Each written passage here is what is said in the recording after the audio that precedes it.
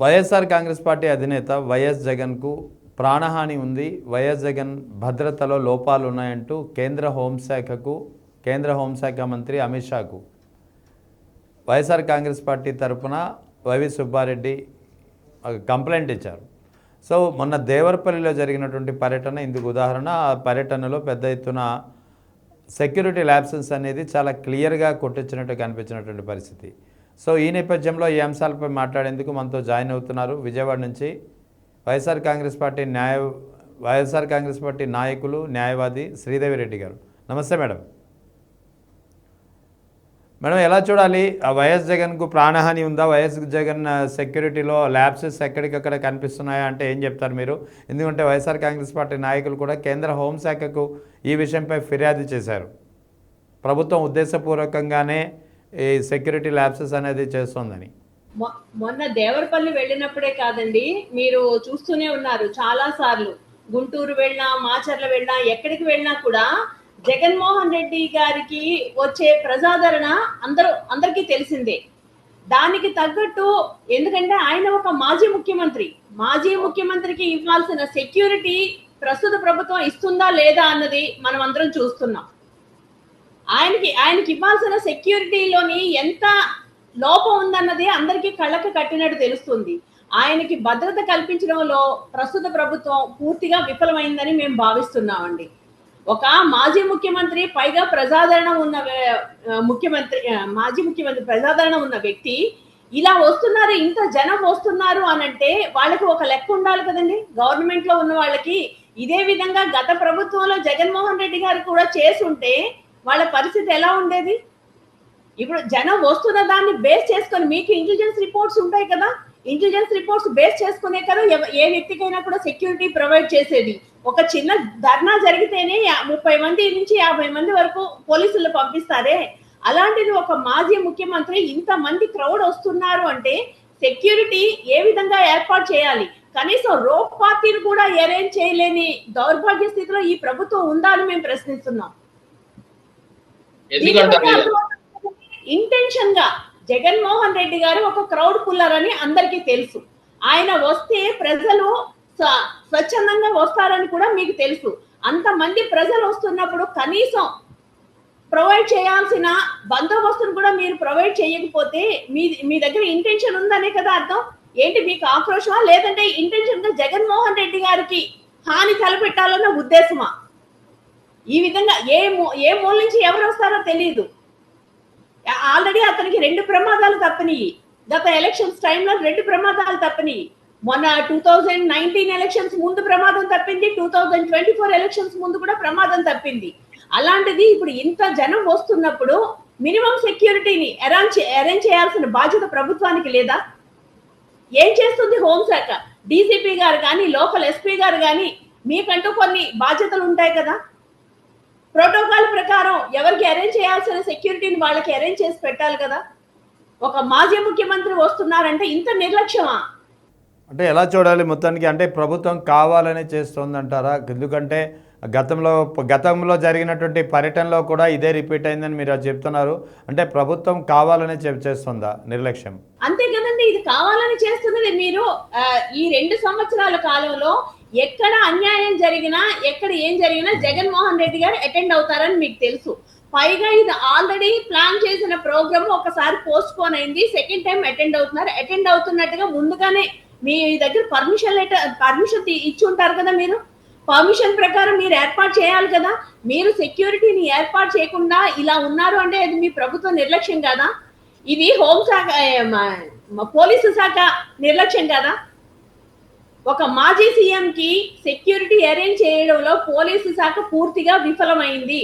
Home minister గారు దీనికి ఏం సమాధానం చెప్తారు? ప్రతిదానికి ఒక లెక్కలో అది ఇది అని చెప్పి మాట్లాడుతూ ఉంటారు కదా హోమ్ మినిస్టర్ అనిత గారు. మీరు దీనికి ఏం సమాధానం చెప్తారు? అక్కడ చూస్తుంటే అర్థమవుతుంది. హెలిప్యాడ్ దగ్గర కూడా అలా తోసుకొని వచ్చేస్తున్న హెలిప్యాడ్ దగ్గర కూడా ఒక రోప్ పార్టీ లేదు, ఏమీ లేదు. జనంలోకి వస్తున్నప్పుడు కూడా రోప్ పార్టీని అరేంజ్ చేయకుండా, మీ ఇష్టం వచ్చినట్టు సెక్యూరిటీ ప్రొవైడ్ చేయకుండా, కరెక్ట్ సెక్యూరిటీని ప్రొవైడ్ చేయకుండా ఇలా చేస్తుంటే రేపు ఆయనకి ఏమన్నా జరిగితే బాధ్యత ఎవరిది? ఇది ఖచ్చితంగా ప్రభుత్వ నిర్లక్ష్యమే. ప్రభుత్వం కావాలని ఇంటెన్షన్ గా చేస్తున్న పనే. ఈ విధంగా చేస్తే జగన్మోహన్ రెడ్డి గారికి ఏదన్నా అయితే ఆయన ప్రజల్లోకి రాకుండా ఉంటారు, మన ప్రభుత్వ వ్యతిరేకతని ఆయన ప్రశ్నించకుండా ఉంటారు అన్న ఒక దురుద్దేశంతో ఈ విధంగా చేస్తున్నారండి. అంటే ఈ రిపోర్ట్ ఏదైతే కేంద్ర హోంశాఖకు ఫిర్యాదు చేశారో వైఎస్ఆర్ కాంగ్రెస్ పార్టీ తరఫున పార్టీ నాయకులు వైవి సుబ్బారెడ్డి గారు, కేంద్ర హోంశాఖ కూడా దీన్ని సీరియస్గానే పరిగణించింది. రాష్ట్ర ప్రభుత్వం నుంచి, ముఖ్యంగా రాష్ట్ర పోలీస్ శాఖ నుంచి దీనిపై ఏం జరిగిందనేది వివరణ కోరినట్టు సమాచారం అందుతోంది. నిజమేనంటారా? చేయాలండి. ఎందుకంటే ఇప్పుడు రాష్ట్ర హోంశాఖ ఇంత నిర్లక్ష్య వైఖరితో ఉన్నప్పుడు మనకి ఇమ్మీడియట్ గా చెప్పాల్సింది కేంద్ర హోంశాఖే కదండి. అందుకోసమని నిన్న మా ఎంపీలందరూ వెళ్ళి కేంద్ర హోంశాఖకి జరిగిన విషయాలన్నీ వివరించి చెప్పారు. ఏం జరిగిందో చెప్పబట్టే అమిత్ షా గారు అంతా సీరియస్ అయ్యారు, ఖచ్చితంగా ఇమ్మీడియట్ రెస్పాండ్ అయ్యారు. అందుకు మేము నిజంగా చాలా ధన్యవాదాలు తెలియజేసుకుంటున్నాం. జగన్మోహన్ రెడ్డి గారి గురించి లోకల్ గా ఉండే ఈ తెలుగుదేశం పార్టీ కూటమి నాయకులకి తెలియకపోవచ్చు, కానీ జగన్మోహన్ రెడ్డిగా అన్న వ్యక్తి రాష్ట్రానికి కాదు దేశానికి కూడా ఎంత అవసరం, ఎంత అమూల్యమైన వ్యక్తి, ఎంత డేరింగ్ లీడర్ అన్నది కేంద్రానికి బాగా తెలుసు. అందుకే మా తరపున ఏదైనా అన్యాయం జరిగితే మేము వెళ్ళి రిక్వెస్ట్ చేస్తే ఇమ్మీడియట్ గా కేంద్రం యాక్షన్ తీసుకుంటుందండి. అందుకు మేము చాలా కృతజ్ఞులం. ఖచ్చితంగా జగన్మోహన్ రెడ్డి గారికి కల్పించాల్సిన భద్రత కేంద్ర హోంశాఖ కల్పిస్తుందని మేము నమ్ముతున్నాం. సరే, ఇక నిన్న విజయవాడలో జరిగిన ఘటన, ముఖ్యంగా డిఎస్సి అవకతవకలకు సంబంధించి వైఎస్ఆర్ కాంగ్రెస్ పార్టీ ఇచ్చినటువంటి పిలుపు మేరకు రాష్ట్ర వ్యాప్తంగా అన్ని ప్రాంతాల్లో నిరసనలు, ధర్నా కార్యక్రమాలు కొనసాగాయి.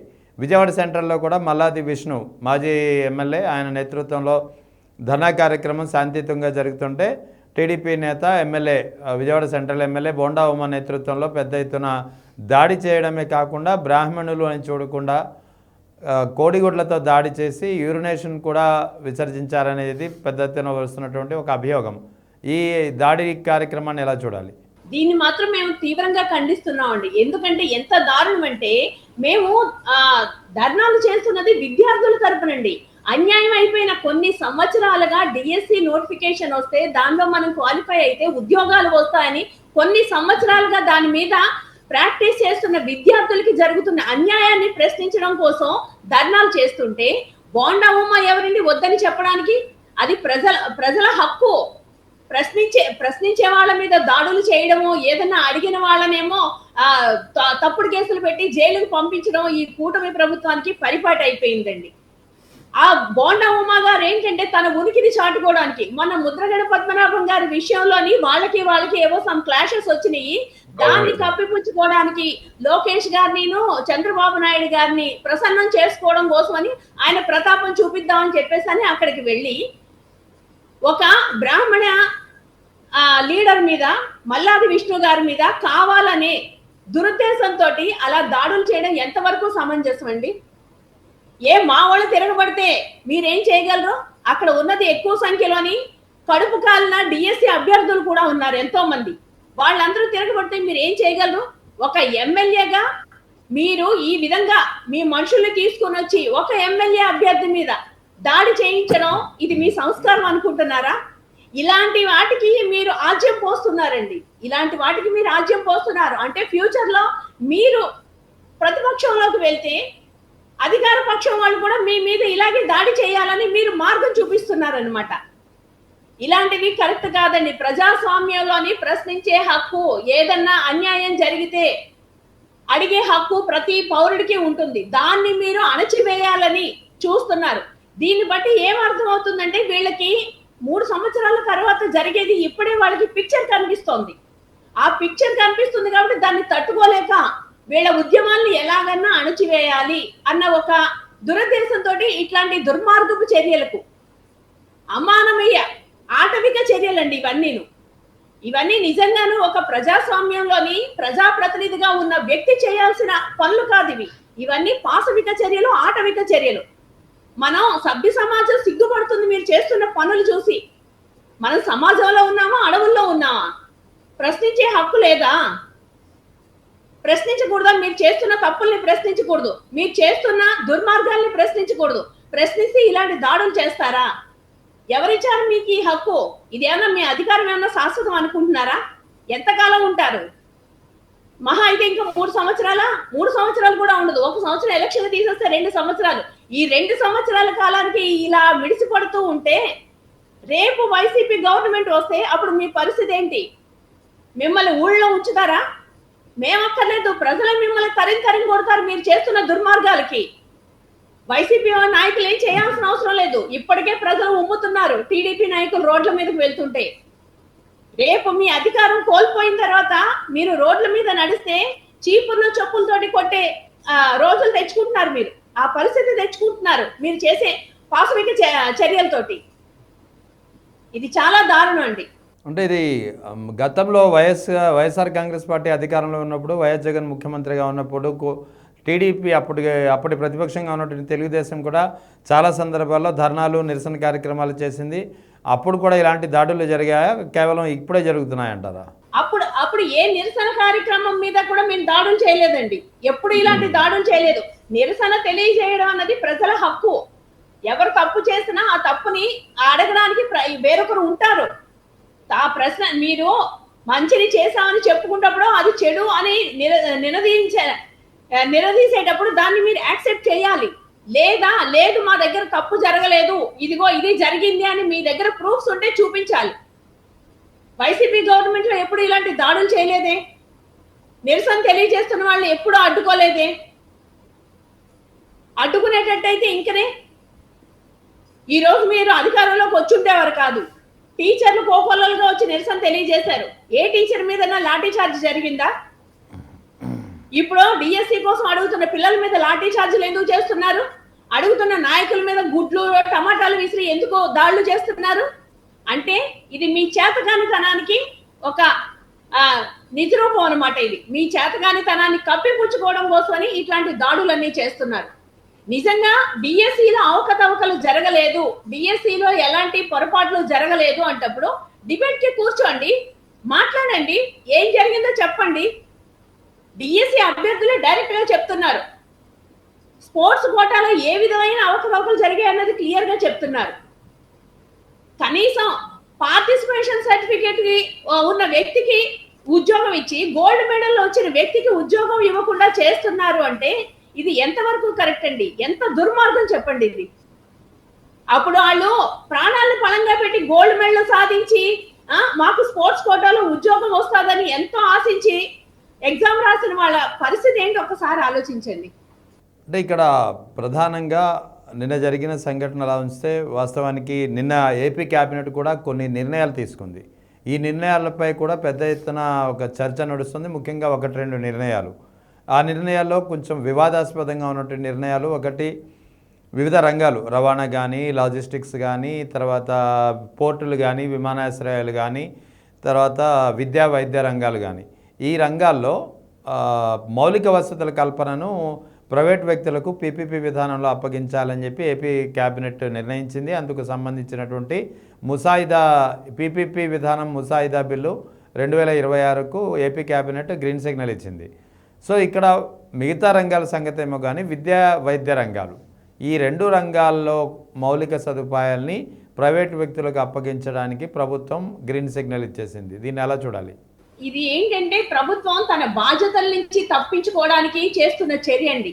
ప్రభుత్వ ప్రైవేట్ భాగస్వామ్యం అంటే ప్రభుత్వం నిర్వహించాల్సిన డిపార్ట్మెంట్స్ ని ప్రైవేట్ పరం చేసి ఆ ప్రైవేట్ వ్యక్తుల చేతుల్లోని పెట్టడం అంటే ప్రభుత్వం యొక్క బాధ్యత రాహిత్యం ఇక్కడ క్లియర్ గా కనిపిస్తుందండి. ఎందుకంటే అదేదో మీరు మీ మినిస్ట్రీని కూడా క్యాబినెట్ ని కూడా ప్రైవేట్ పరం చేసుకోండి. మీ మంత్రులు ఎవరికి చేత కావడం లేదు కదా. హోమ్ మినిస్టర్ ఏమీ చేయడం లేదు. ఎంతమంది పిల్లల మీద అఘాయిత్యాలు జరుగుతుంటే హోమ్ మినిస్టర్ చేతగానే ఆవిడ కూర్చుని ఉంది. ఆవిడ హోమ్ డిపార్ట్మెంట్ ప్రైవేట్ పరం చేయండి. ఇప్పుడు డిఎస్సిలో అవకతవకలు జరిగినాయి, దీన్ని కూడా ప్రైవేట్ పరం చేసేయండి. క్యాబినెట్ టోటల్ గా ప్రైవేట్ పరం చేసేయండి. ఎందుకు? ప్రభుత్వ ప్రైవేట్ భాగస్వామ్యం ఒక చీఫ్ మినిస్టర్ మాత్రం ఉంచి మిగతా మినిస్ట్రీస్ అన్ని ప్రైవేట్ వ్యక్తులకి ఇచ్చేసేయండి, వాళ్ళు చూసుకుంటారు.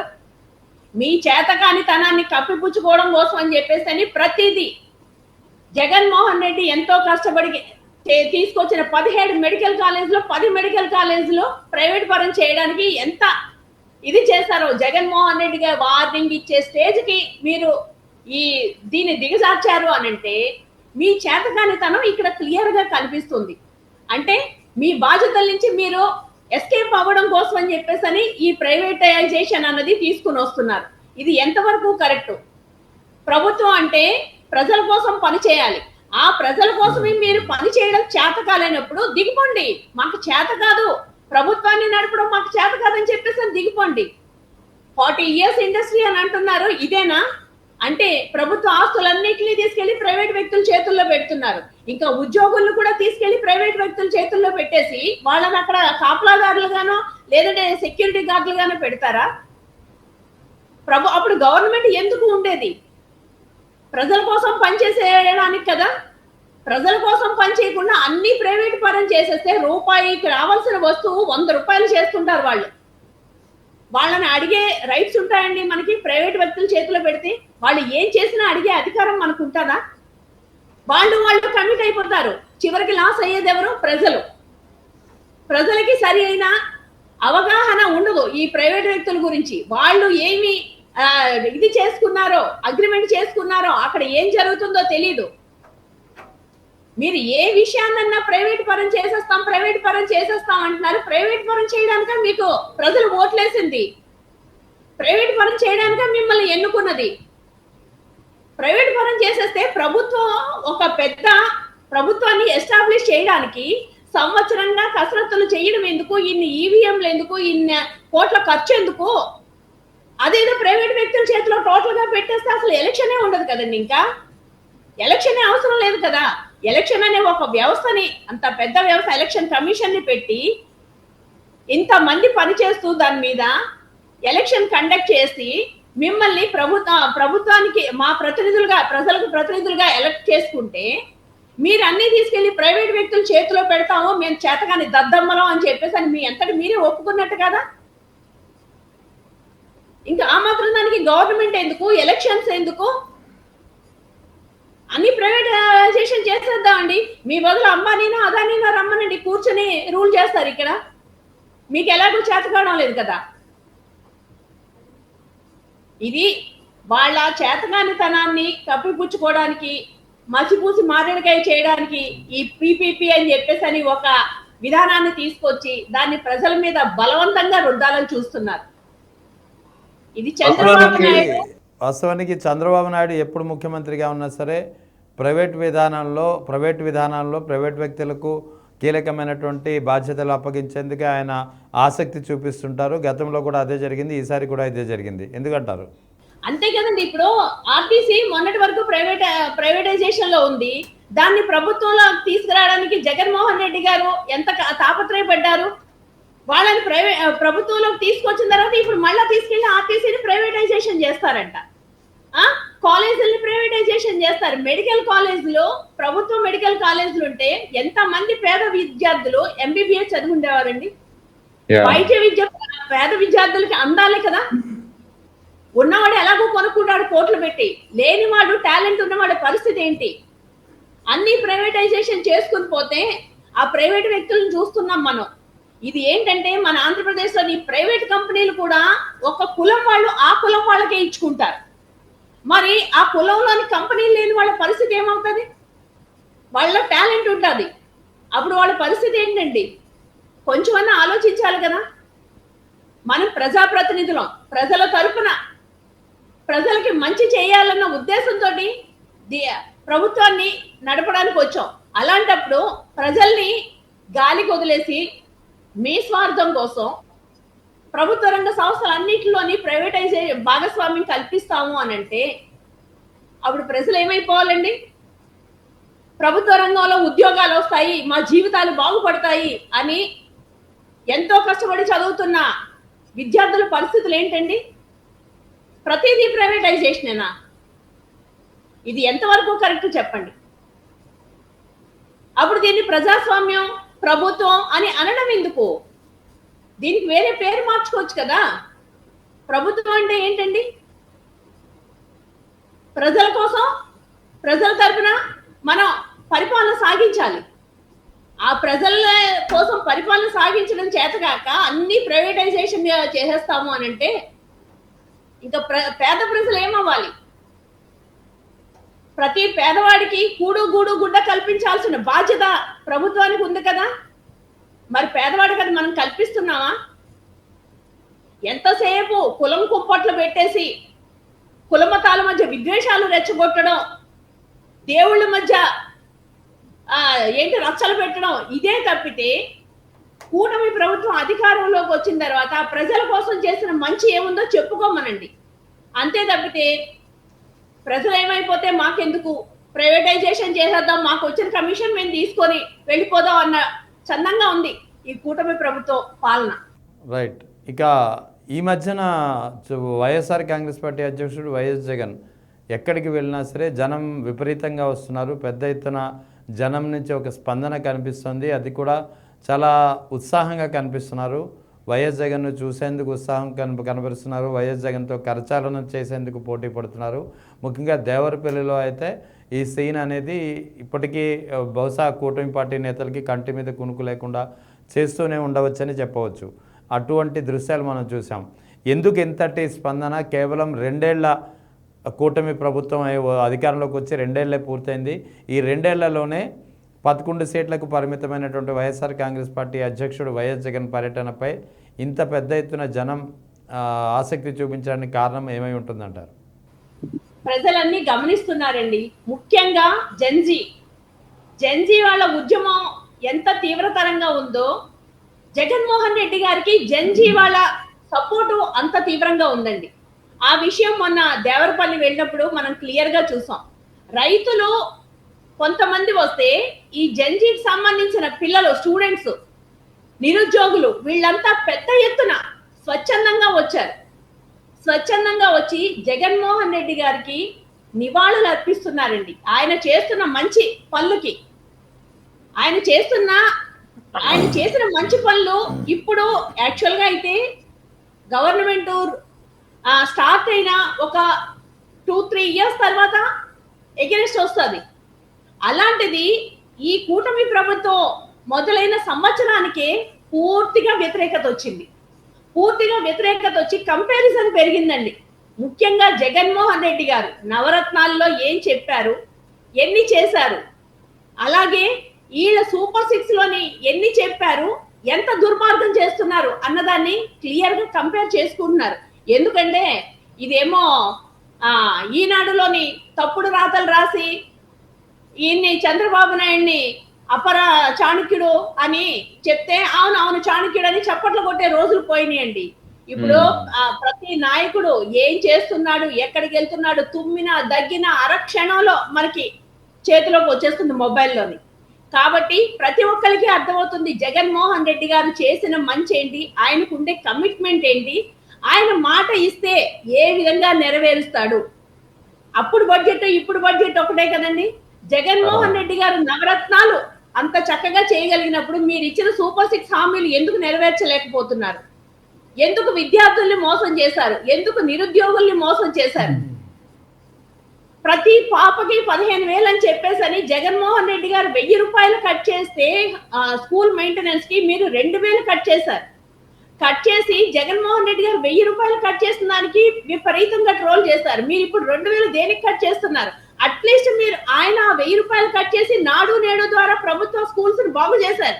మీరు కట్ చేసిన 2,000తో ఏం చేస్తున్నారు? చూపిస్తున్నారా? లెక్కలు చూపిస్తున్నారా? పైగా 2 సంవత్సరాలు కరోనా ఉన్నా కూడా ఆయన ఏ రోజు ఏ సంక్షేమ పథకాన్ని ఆపలేదు. చెప్పిన ప్రతిదీ నెరవేర్చారు. అభివృద్ధి జరగలేదు అన్నారు. పోర్టులు కట్టించింది ఎవరు? ఈ మెడికల్ కాలేజీలు కట్టించింది ఎవరు? ఎయిర్పోర్ట్లు కట్టించింది ఎవరు? నిన్న కాక మొన్న భోగాపురం ఎయిర్పోర్ట్ ఓపెన్ చేశారు. దానికి మొత్తం నిధులు సమకూర్చి స్టార్ట్ చేసి 80% వరకు పూర్తి చేసింది ఎవరు? మీరు గొప్పలు చెప్పుకొని రిబ్బన్ల కటింగ్లు అవన్నీ చేసి ఉండొచ్చు, కానీ దానికి అన్ని చేసింది ఎవరు? 80% వరకు పర్మిషన్లు తీసుకొచ్చి కట్టించి 80% వరకు పూర్తి చేసింది ఎవరు అన్నది ప్రతి ఒక్కరికి తెలుసండి. ఆ విధంగా ప్రతి విషయాన్ని జగన్మోహన్ రెడ్డి గారు కూటమి పాలనతోటి బేరీజ్ వేసుకున్నారు కనుకనే ప్రతి ఒక్కళ్ళలోని రియాక్షన్ వస్తుంది. జగన్మోహన్ రెడ్డి గారు చెప్పింది చేస్తారు, చెప్పని మాట చెయ్యని పనులు చెప్పరు అని ఒక నమ్మకం కుదిరిందండి. జగన్మోహన్ రెడ్డి గారు అంటే ఒక నమ్మకం. ఆ విధంగానే ఇప్పుడు ప్రతి ఒక్కరిలోని జగన్మోహన్ రెడ్డి గారి మీద, ఆయన మాట మీద ఒక నమ్మకం పెరిగింది. ఆయన మాట ఇస్తే ఖచ్చితంగా చేసి తీరుతాడు అని అందరూ నమ్ముతున్నారు కాబట్టి ఈ రోజు ఇంత పెద్ద ఎత్తున కూటమి ఎన్ని దుర్మార్గాలు చేసినా, మా నాయకుల మీద ఎన్ని కేసులు పెట్టినా, మా కార్యకర్తల్ని ఎంత మందిని జైళ్లకు పంపించినా ఒక్కరు కూడా తగ్గడం లేదు. ఒక్కరు కూడా దీని గురించి బాధపడడం లేదు. ఇంకా ఇంకా జగన్మోహన్ రెడ్డి గారికి ఇంకా ఎక్కువ సపోర్ట్ చేయడానికి ముందుకు వస్తున్నారు తప్పితే ఎవరు ఆ చంద్రబాబు నాయుడు పాలనని మెచ్చుకునే రోజులు పోయినాయండి. జగన్మోహన్ రెడ్డి గారు రాబోయే 2029లో గట్టిగా కొట్టబోతున్నారు, మంచి మెజారిటీతో గెలవబోతున్నారు. ఆ విషయం మొన్న దేవరపల్లిలోనే తెలిసింది. అందరూ అంటుంటారు కదా, తూర్పు ఏ వైపు ఉంటే తీర్పు ఆ వైపే ఉంటుందని.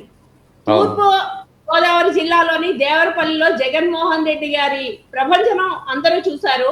అలాగే 2029లో జగన్మోహన్ రెడ్డి గారి పట్టాభిషేకం 2019 కంటే గట్టిగా జరగబోతుందండి.